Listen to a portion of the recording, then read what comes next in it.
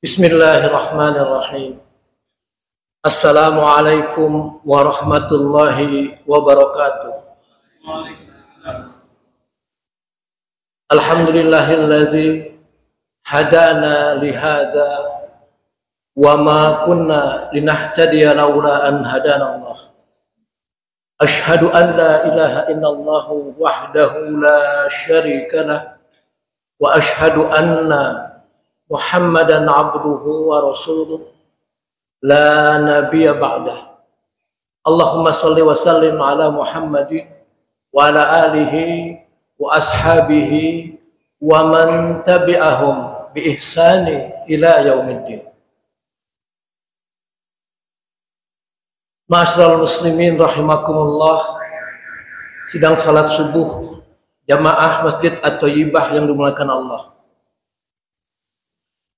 Puji syukur kehadirat Allah, hari ini kita masih diberikan nikmat umur panjang. Kita bangun pagi hari dalam keadaan sehat dan kita bisa hadir ke masjid ini dalam rangka menunaikan salat subuh berjamaah. Alhamdulillah ada majelis zikir yang kita ikuti. Dalam kesempatan ini saya mencoba membawakan sebuah tema 3 jenis manusia menurut Al-Quran.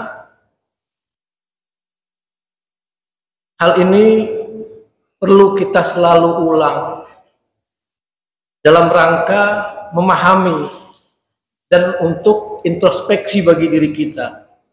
Bukan untuk menghujah orang, tapi bagaimana kita bisa memahami dan kita introspeksi buat diri kita sendiri. Allah Subhanahu wa taala berfirman dalam surat Al-Hasyr ayat 18 sampai 19, A'udzubillahi minasyaitonir rajim. Ya ayyuhalladzina amanu taqullaha wal tanzur nafsum ma qaddamat lighad wattaqullaha innallaha khabirum bima ta'malun.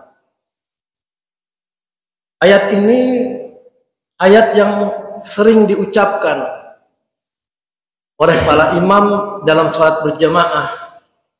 Istimewaan ayat ini adalah mengapit sebuah frasa dengan kata ittaqullah.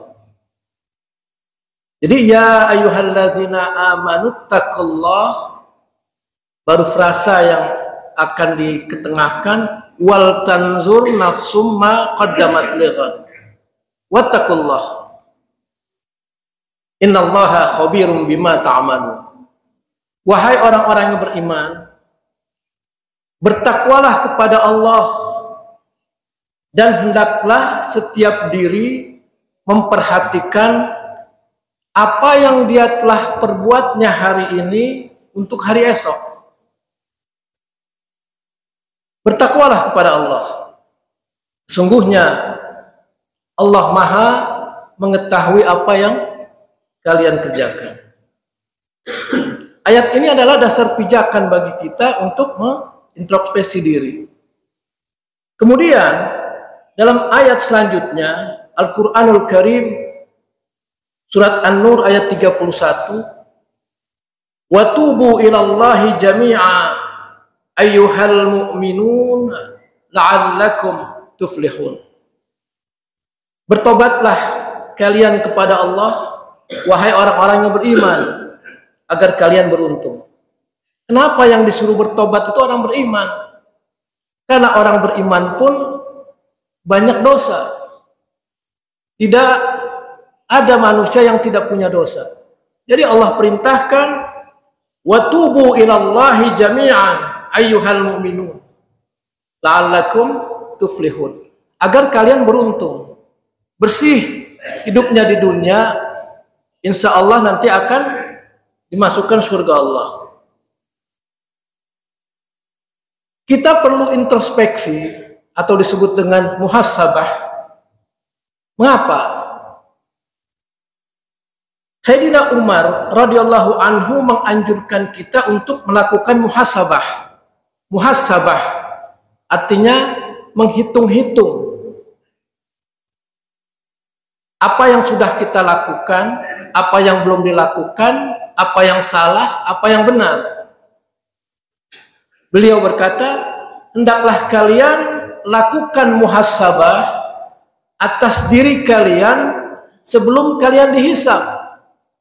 Jadi jangkauannya jauh di akhirat nanti pada saat kita dihisab.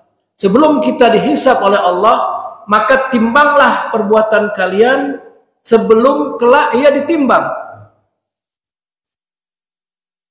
Kata-kata Sayyidina Umar ini dikutip oleh Imam Al-Ghazali dalam kitabnya Ihya Ulumuddin. Jamaah yang dimuliakan Allah, selanjutnya untuk melakukan introspeksi diri atau muhasabah, kita harus mengetahui dulu posisi kita ada di mana. Di mana makom kita? Positioning di mana? Sebenarnya Al-Quranul Karim pada awal suratnya, yaitu surat Al-Baqarah, dari ayat 2 sampai dengan ayat 20 itu memberikan kepada kita pedoman kita agar kita bisa menghisab diri kita. Kita mengetahui diri kita berada di posisi yang mana. Ayat Al-Baqarah ayat 2 sampai dengan 5 itu menerangkan tentang orang-orang yang bertakwa. Apa cirinya? Ada di sana. Apakah kita masuk ke dalam orang yang bertakwa? Atau di ayat selanjutnya ada 2 ayat, ayat 6 sampai ayat 7 menerangkan tentang orang kafir. Lalu di ayat berikutnya lagi, ayat 8 sampai 20 menjelaskan tentang orang-orang munafik. Yang luar biasanya, orang takwa dijelaskan dalam Al-Quranul Karim surat Al-Baqarah ini ayat 2 sampai 5, yaitu 4 ayat dari total 19 ayat yang menjadi acuan di mana posisi kita berada. Itu 21% orang mutakin dijelaskan pada ayat ini. Lalu berikutnya tentang orang kafir, orang yang selalu menutup diri dari hidayah Allah, jumlahnya 11%, hanya 2 ayat. Sedangkan orang munafik paling banyak, 68%, jumlahnya 13 ayat. Kenapa Allah memberikan penjelasan tentang orang munafik yang begitu banyak? Karena inilah yang paling sulit. Kelompok manusia yang tidak terlihat oleh orang lain bagaimana sifatnya. Jadi laten, tersembunyi. Yang tahu dia itu munafik hanya dirinya dan Allah. Kita tidak boleh menghujat orang lain munafik, tapi hendaknya kita melihat apakah diri kita ada sifat-sifat munafik. Jamaah yang dimuliakan Allah, tentang orang mutakin, apa cirinya? Yang pertama, dia selalu melaksanakan yang diperintahkan oleh Allah dan selalu meninggalkan semua yang dilarang. Yang pertama. Jadi mutakin cirinya, dia melaksanakan apa yang diperintahkan oleh Allah dan selalu menjauhi atau meninggalkan apa yang dilarang oleh Allah. Lalu dia beriman kepada yang gaib, yang tidak tampak. Beriman kepada yang tampak mudah, beriman kepada yang tidak tampak itu sulit. Contohnya beriman kepada Allah, malaikat, itu adalah beriman kepada yang tidak tampak. Yang ketiga, dia selalu mengerjakan sholat. Alhamdulillah, kita selalu sholat berjamaah di masjid ini. Berikutnya, sebagian rezekinya diinfakkan. Sebagian rezekinya, bukan semua. Lalu beriman pada kitab suci Al-Quran dan juga kitab-kitab yang lain. Lalu yakin kepada kehidupan akhirat. Lalu mereka selalu mendapatkan huda dari Allah, dari Rabb-Nya. Huda adalah petunjuk. Dan mereka adalah orang-orang yang beruntung.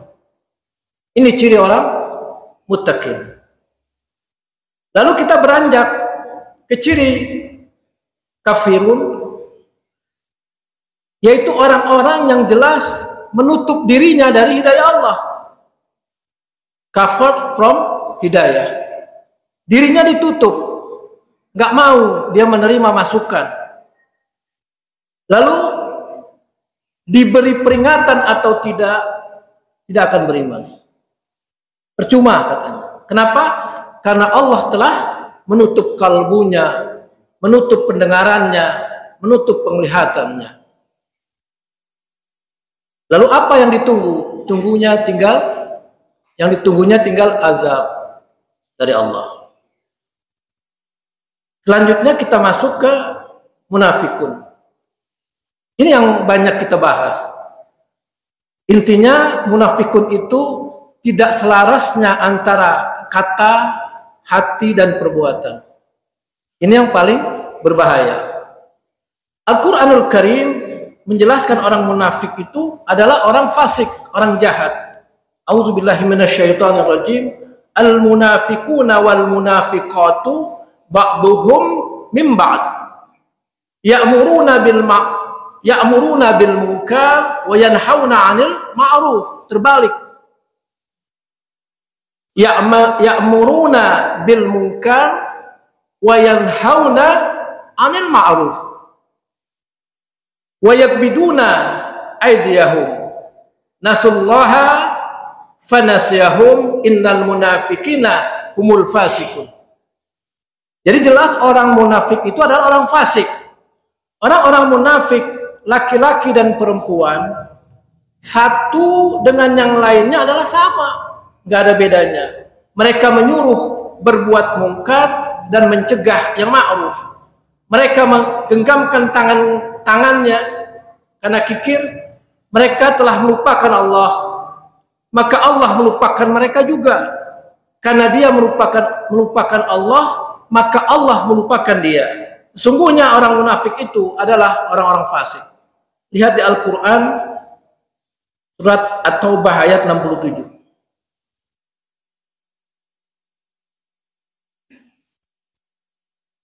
Jamaah yang dimuliakan Allah. Dalam tafsir Al-Misbah disebutkan kata munafik itu diambil dari kata nafaq, ya, artinya terowongan yang mempunyai dua muka. Jika dia dikejar dari mulut terowongan yang satu, maka dia akan berlari ke mulut terowongan yang lain. Jadi sifat munafik termasuk sifat buruk yang sulit untuk dideteksi, sulit kita melihatnya. Hanya kita yang bisa melihat diri kita sendiri. Dia adalah musuh dalam selimut dan juga pembohong. Ibnu Rajab Al-Hambali menyebut kata munafik itu secara bahasa diartikan sebagai penipuan, berbuat licik, menunjukkan perbuatan yang berbeda dari yang sebenarnya. Kata dengan hati berbeda. Sifat munafik itu digolongkan oleh Ibnu Rajab dalam dua. Yang pertama adalah munafik secara akidah. Yang kedua adalah munafik secara perbuatan. Yang paling ringan yang kedua. Orang yang mengatakan bahwa ia termasuk golongan orang yang beriman, padahal sebenarnya ia mengingkari seluruh atau sebagian dari ajaran Islam, maka ia termasuk munafik akidah. Jadi dia tidak menjalankan syariah Islam secara sebenarnya. Allah Subhanahu wa taala berfirman, "Wa minan nasi may yaqulu amanna billahi wa bil yaumil akhir wa ma hum bimu'minin." Dan di antara manusia ada yang berkata, kami beriman kepada Allah dan hari akhir.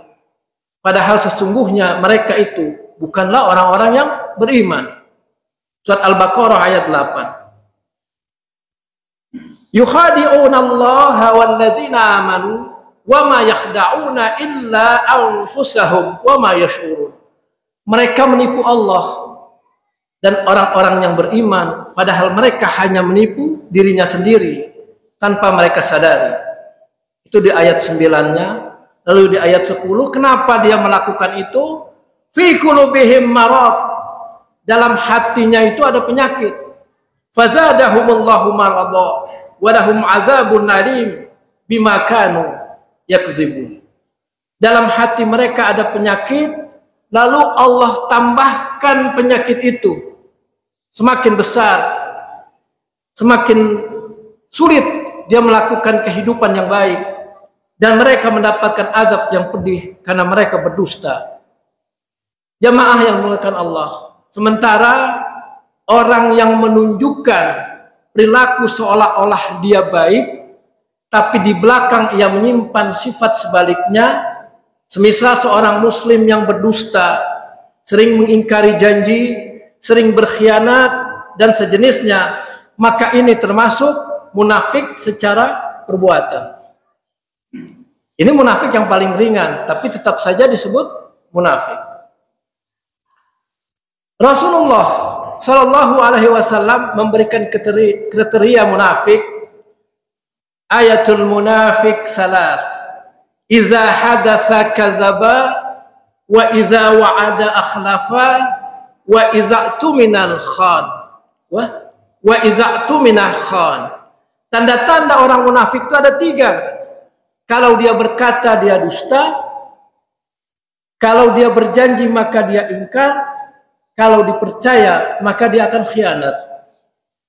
Ini hadis Rasulullah. Jamaah yang dimuliakan Allah, Allah Subhanahu wa taala mengancam orang munafik dalam Al-Qur'an surat An-Nisa ayat 145. A'udzubillahi minasyaitonir rajim. Innal munafiqina fid darkil asfali minan nar. Walan tajida lahum nasira. Sungguh orang-orang munafik itu adanya di neraka yang paling bawah, atau disebut dengan keraknya neraka. Jadi neraka itu bertingkat dari paling atas paling bawah, yang paling berat yang paling bawah. Orang munafik berada di paling bawah. Bidarkil asfal minan nar. Dan kamu tidak akan mendapat seorang penolong pun bagi mereka. Jadi orang munafik itu tidak akan dapat penolong. Terlebih lagi Rasulullah Shallallahu Alaihi Wasallam paling khawatir jika terdapat orang munafik yang memiliki kemampuan berbicara atau berkata-kata. Sebagaimana disebutkan dalam sebuah hadis yang diriwayatkan oleh Imam At-Tabarani, inna akhwafa ma akhafu alaikum ba'di kullu munafikin alimun lisan. Sungguh yang paling aku khawatirkan atas kalian di kemudian hari nanti pada saat aku tidak ada lagi adalah orang munafik yang pandai berbicara. Ini yang harus kita cermati. Jamaah yang dimuliakan Allah, ada 4 ciri munafikun berdasarkan Al-Quran surat An-Nisa ayat 142. Yang pertama, dia ingin menipu Allah. Karena beda perkataan dengan hati. Beda perkataan hati dengan perbuatan. Dia ingin menipu Allah. Lalu yang kedua, dia malas sholat. Yang ketiga, riya. Riya di hadapan manusia. Yang keempat, sedikit sekali mengingat Allah.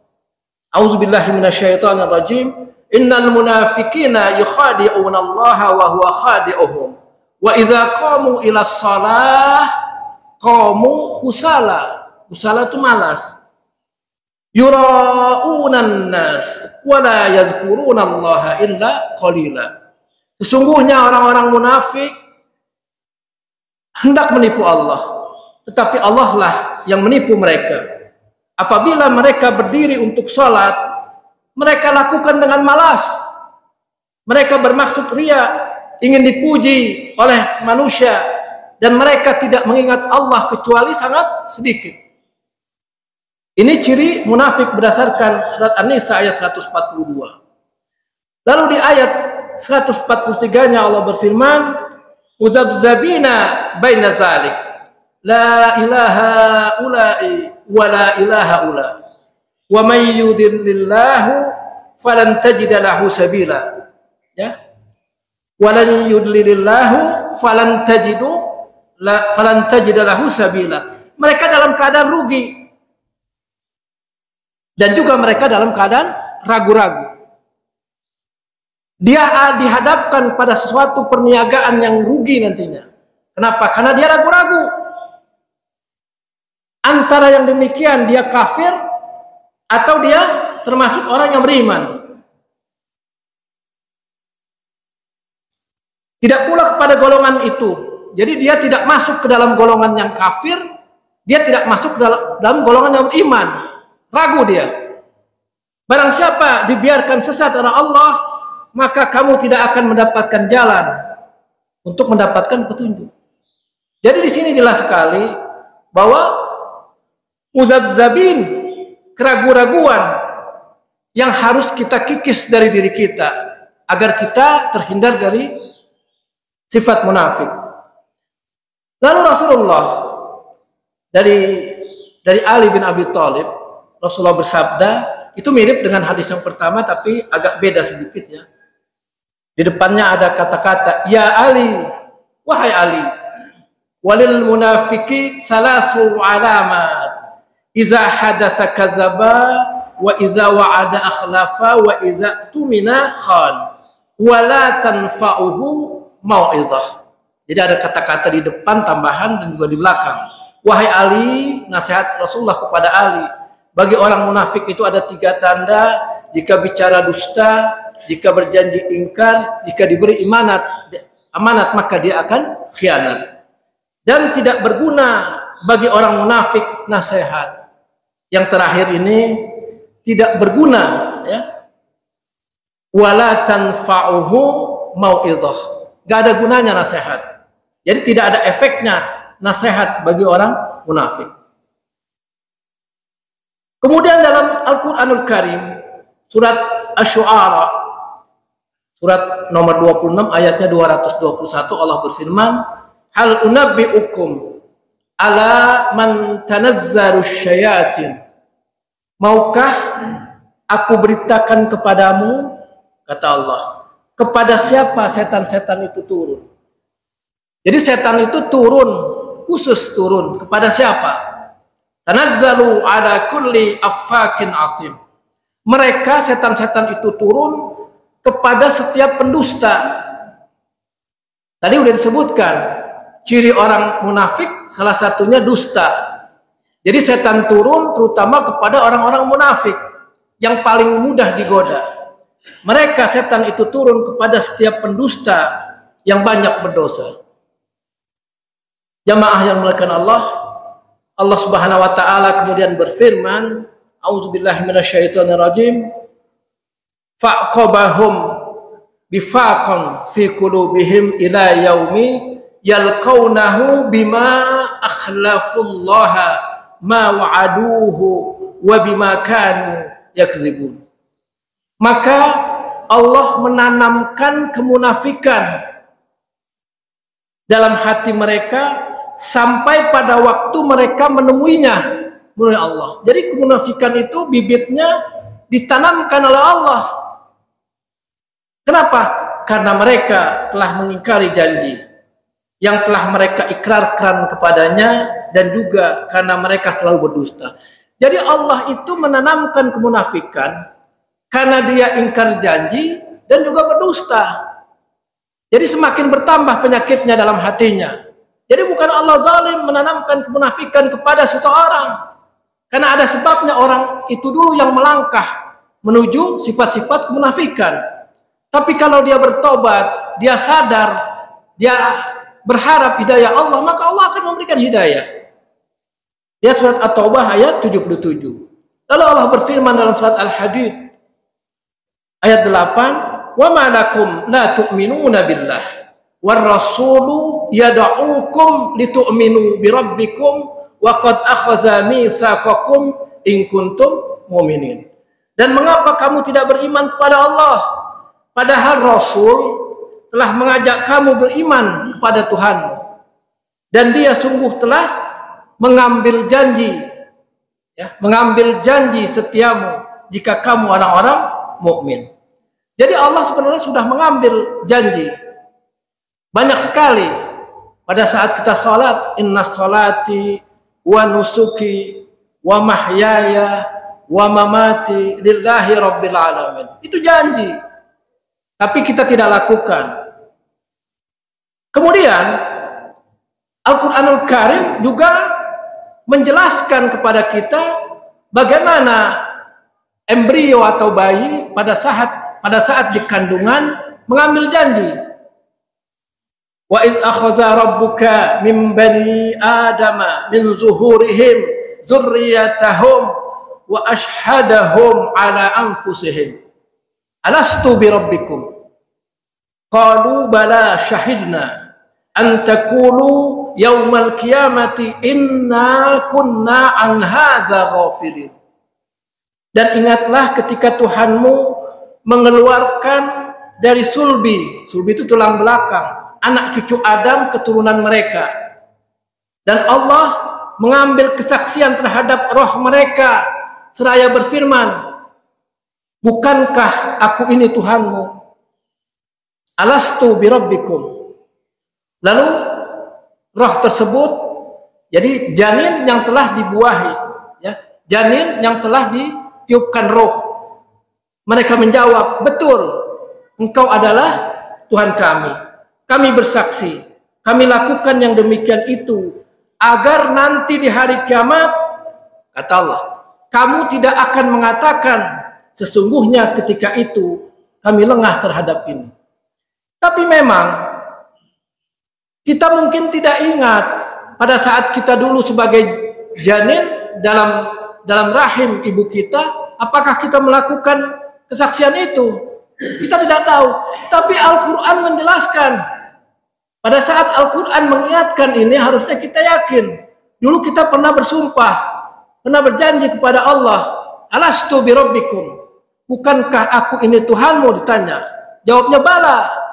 Benar, engkau Tuhanku. Artinya harusnya setelah diingatkan kita sadar, kita bertobat bahwa kita pernah berjanji, bersaksi kepada Allah bahwa Rabb itu adalah zat yang menciptakan dan melindungi kita, memberikan rezeki dan lain-lain. Harusnya kita beriman kepada Allah Ta'ala. Lihat surat Al-A'raf ayat 172. Lalu berikutnya, ada bahaya kemunafikan bagi pendakwah. Allah berfirman, ya ayyuhalladzina amanu lima taquluna ma la taf'alun. Bukan untuk pendakwah saja. Wahai orang-orang yang beriman, mengapa kamu mengatakan sesuatu yang kamu tidak kerjakan? Kita hanya bicara, tapi kita tidak lakukan. Lihat surat As-Saff ayat 2. Jamaah yang dimuliakan Allah, kita masuk kepada kualitas ibadah, karena ada kaitannya. Jadi kalau kita ingin ibadah kita itu kualitasnya baik, maka syarat diterimanya ibadah itu ada dua. Yang pertama niat ikhlas, yang kedua adalah ittiba atau mensuri tauladani Rasulullah Shallallahu Alaihi Wasallam. Allah Subhanahu Wa Taala berfirman dalam surat Al-Bayyinah ayat 5, A'udzubillahi minasyaitonirrajim, wa ma umiru illa liya'budullaha mukhlishina lahud-dina hunafa wa yuqimus salata wa yu'tuz zakata wa dzalika dinul qayyimah. Padahal kata Allah, mereka itu hanya diperintah hanya untuk menyembah Allah dengan ikhlas, mentaatinya semata-mata karena menjalankan agama yang lurus, dan juga agar melaksanakan sholat dan menunaikan zakat, dan yang demikian itu adalah agama yang lurus. Jadi ini adalah pijakan kita harus berniat ikhlas. Lalu juga kita sering mendengar hadis Rasulullah dari Amirul Mukminin Umar bin Khattab, innamal a'malu binniyat wa innamal likulli imrin ma nawa, faman kana hijratuhu ila Allah wa rasulih fa hijratuhu ila Allah wa rasulih, wa man kana hijratuhu lidunya yusibuha aw imra'ati yankihuha fa hijratuhu ila ma hajara ilaih. Sesungguhnya setiap perbuatan tergantung pada niatnya, dan sesungguhnya setiap orang akan dibalas berdasarkan apa yang dia niatkan. Siapa yang hijrahnya karena ingin mendapatkan keridaan Allah dan Rasulnya, maka hijrahnya kepada keridaan Allah dan Rasulnya. Dan siapa yang hijrahnya karena menginginkan kehidupan yang layak di dunia, atau karena hanya wanita yang ingin dinikahinya, maka hijrahnya akan bernilai sebagaimana yang dia niatkan. Jadi hijrah itu tergantung niat. Kata-kata hijrah ini menjadikan sebuah contoh, sebuah perbuatan yang sulit pada masa Rasulullah. Nggak mudah. Jamaah yang dimuliakan Allah, Allah berfirman, lan tanalul birra hatta yunfiqu mimma tuhibbun wa ma tunfiqu min syai'in fa innallaha bihi alim. Kamu tidak akan memperoleh kebajikan sebelum kamu menginfakkan harta yang kamu cintai. Dan apapun yang kamu infakkan tentang hal itu, sungguh Allah Maha mengetahui. Jadi ini adalah sebuah amalan, niat ikhlas. Bagaimana Allah memerintahkan kepada kita, kita harusnya mampu memberikan infak berupa harta yang kita cintai. Harusnya mampu. Kenapa? Karena kita akan meninggalkan dunia suatu saat nanti. Jadi mengamalkan niat ikhlas, kata-katanya yang terbetik dalam diri kita, andai aku mati besok. Jadi ini Quran surat Ali Imran ayat 92. Kemudian Allah berfirman, kebajikan itu adalah antara lain menepati janji. Laisal birra an tuwallu wujuhakum qibalal masyriqi wal maghribi walakinnal birra man amana billah wal yaumil akhir wal malaikati wal kitabi wan nabiyyin wa atal mala ala hubbihi dzawil qurba wal yatama wal masakin wa ibnas sabil was sa'ilina wa fir riqab wa aqamas salata wa ataz zakah wal mufuna bi ahdihim idza ahadu was sabirina fil ba'sa'i wad dharra'i wa hinal ba's ulaika alladzina sadaqu wa ulaika humul muttaqun. Kebajikan itu, kata Allah, bukanlah sekedar kita menghadapkan wajah kita ke arah timur atau barat. Tetapi kebajikan itu adalah kebajikan orang yang beriman kepada Allah, kemudian dengan hari akhir, malaikat-malaikat, kitab-kitab, nabi-nabi, dan memberikan harta yang dicintainya kepada kerabat. Memberikan harta yang dicintainya kepada kerabat.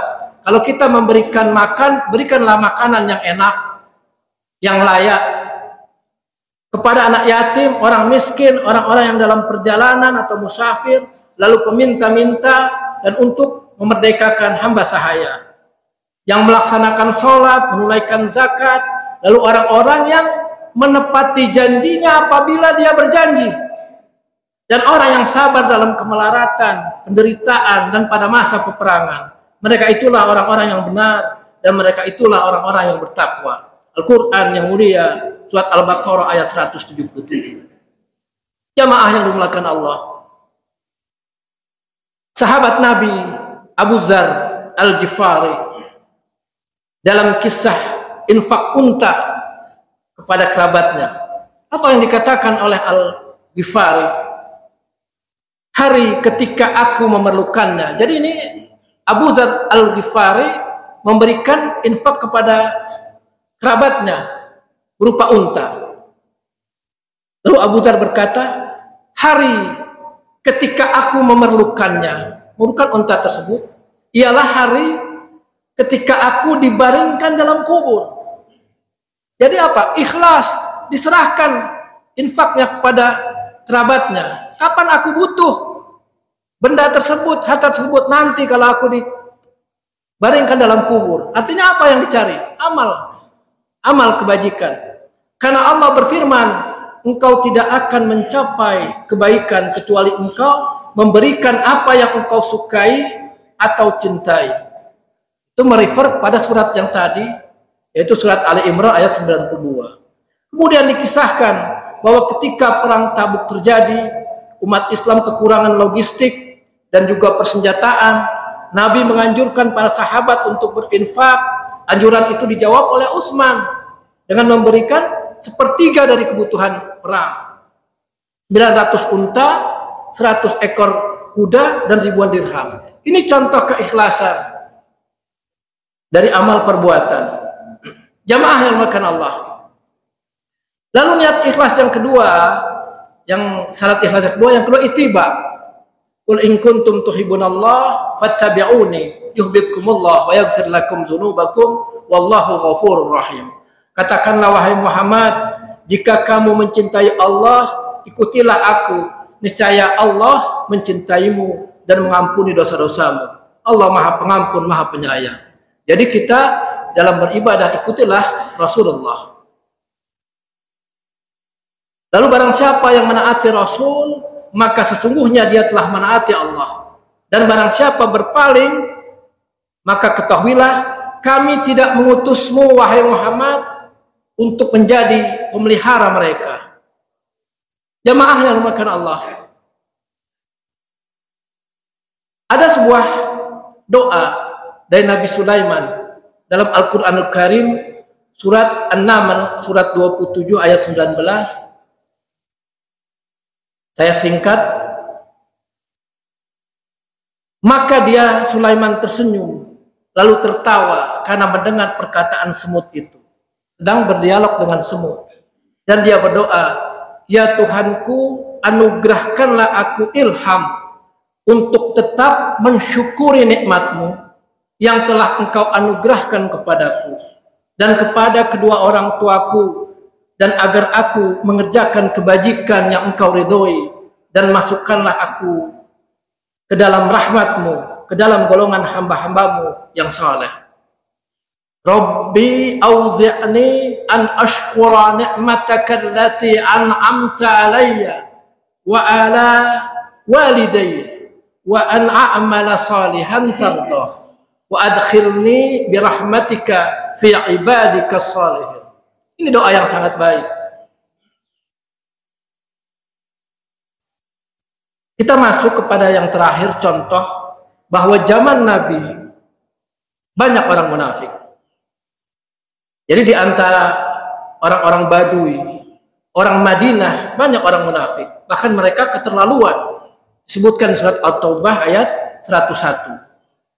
Ada sebuah kisah tentang Abdullah bin Ubay bin Salul, pemimpin kaum munafik. Dia pura-pura masuk Islam, tetapi justru membenci Nabi.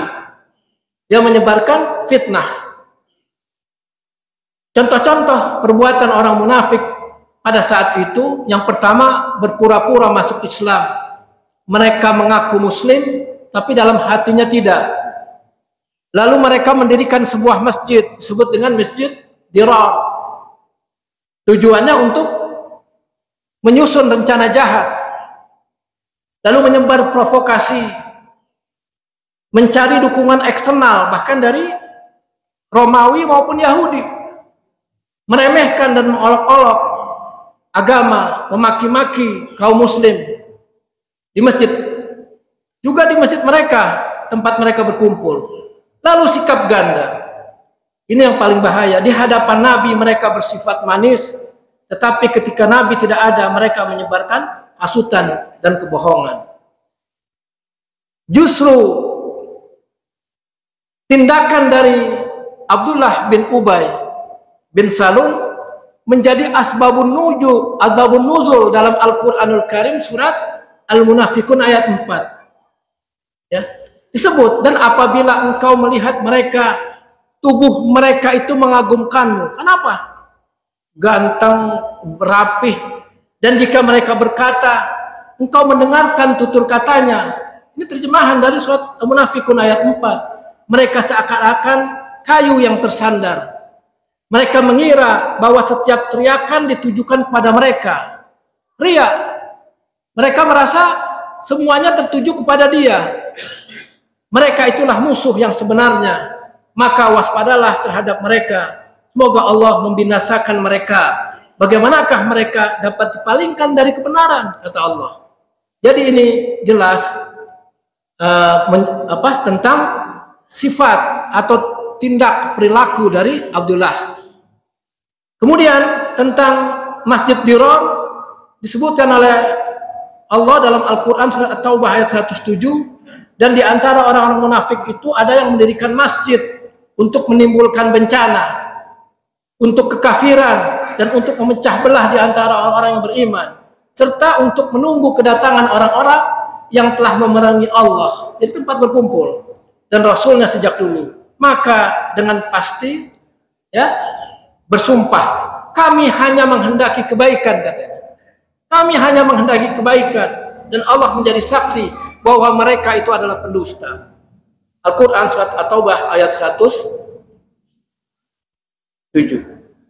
Kemudian kita ingat juga ada Rasulullah pada saat duduk-duduk berkata, menoleh kepada sahabatnya, bahwa nanti di neraka kelak ada di antara kalian yang gigi gerahamnya sebesar gunung Uhud. Itu adalah menunjukkan bahwa di dalam lingkungan Rasulullah ada juga orang munafik. Ternyata terbukti bahwa dia adalah sahabat Rasulullah yang disebut Rajab, yang akhirnya berbaiat mendukung Musailamah Al-Kadzab yang mengaku seorang nabi. Mungkin demikian yang bisa saya sampaikan karena sudah siang. Mudah-mudahan bermanfaat khususnya untuk diri saya pribadi, juga untuk kita semua yang ada di sini. Billahi taufiq wal hidayah. Wal afu minkum. Wassalamualaikum warahmatullahi wabarakatuh.